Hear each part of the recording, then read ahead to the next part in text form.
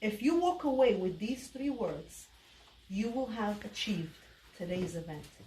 And these 3 words are Ein Od Milvado. This story I heard many years ago. I've shared it many, many times. And the message is, there is nobody that is going to protect you like the one above. No human power. And this story is going to demonstrate that sometimes things look very hard, impossible. Looks like it's the end of you. But it's really just the beginning. God already has the solution before he has the problem. There was a boy. His name was David Mendel. At the time the story took place, he was 17 years old.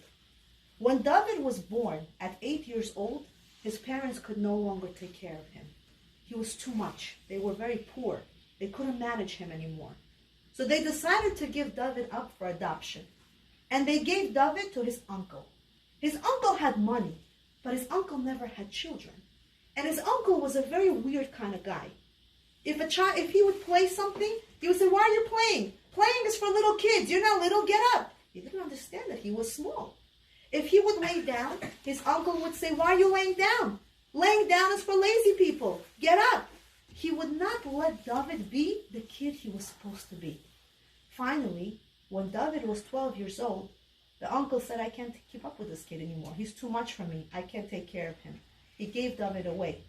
And David was fostered from one family to another until he finally met his Rebbe, Rabbi David. Rabbi David adopted Rabbi Mendel. Now I'm all confused. David was adopted by his beloved Rebbe. And this Rebbe became the father and mother that David never had. He loved his Rebbe so much. But when Stalin took over, you could no longer be a Jew.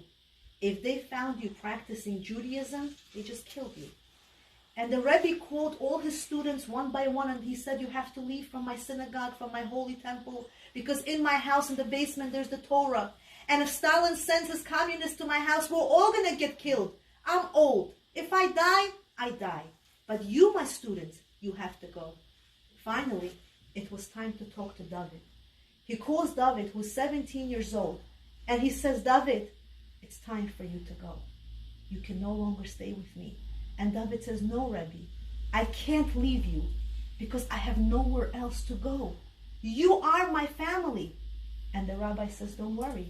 I have family in Kiev. Go to them.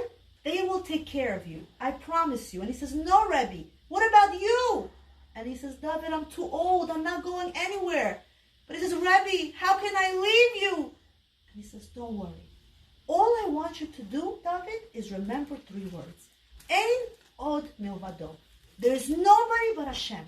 If you remember these 3 words, David, you are going to be fine." David had no choice. If his Rebbe says he has to go, he has to go. He goes to those benches that he once slept on. He kisses them goodbye. He goes to the Sefer Torah. He kisses it goodbye. He goes to the floor, kisses it goodbye. He says goodbye. I'm never going to see you again.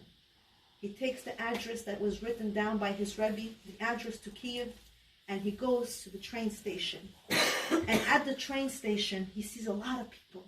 And he's looking around. Is there anybody here that looks Jewish? Anybody here that looks like me? There's the young and the old and the children. Nobody looks Jewish.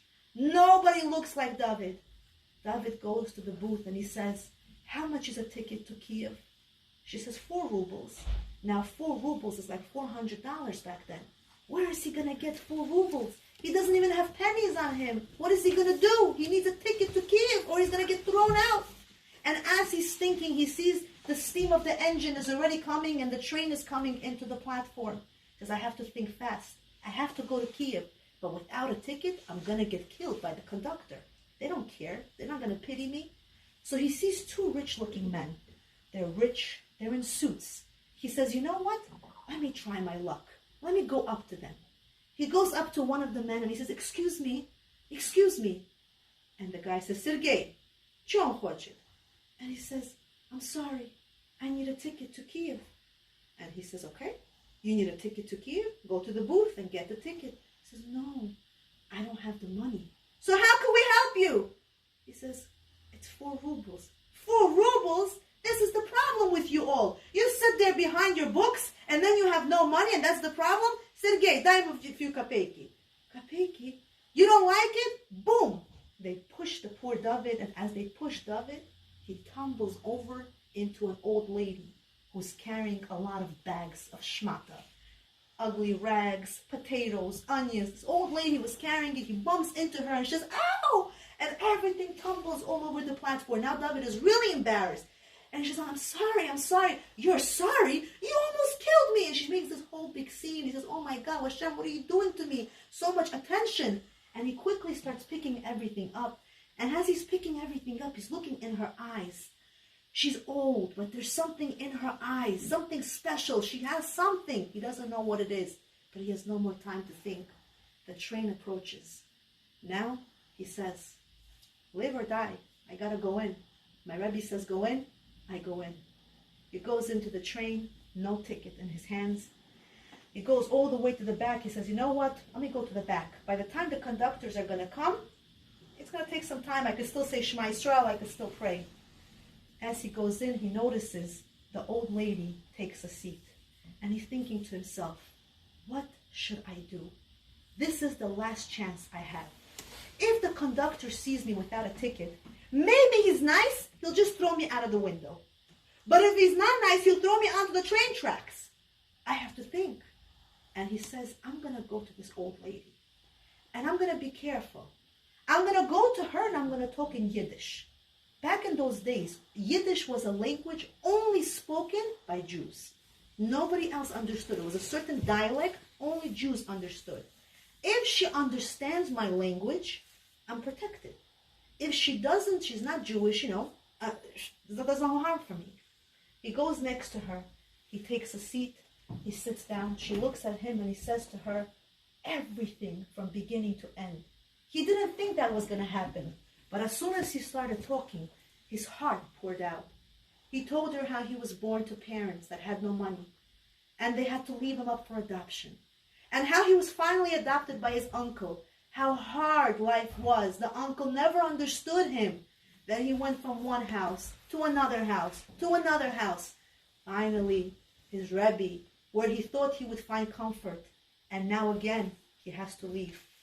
And he has to leave to Kiev. And he has no ticket. She looks at him for a few seconds.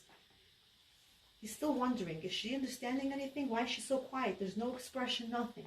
She looks at him, takes out her ticket and says, ticket to Kiev? He says, yes, that's a ticket to Kiev. And she gets up and she says, excuse me, ticket to Kiev? And he says, yes. Excuse me, ticket to Kiev? Yes. Excuse me? Lady, they just told you to ticket to Kiev. Have a seat. And she goes to the entire train asking if her ticket was going to Kiev. Now David says, my goodness, the one person that I thought I'm going to get saved from is a cuckoo. She's a lunatic.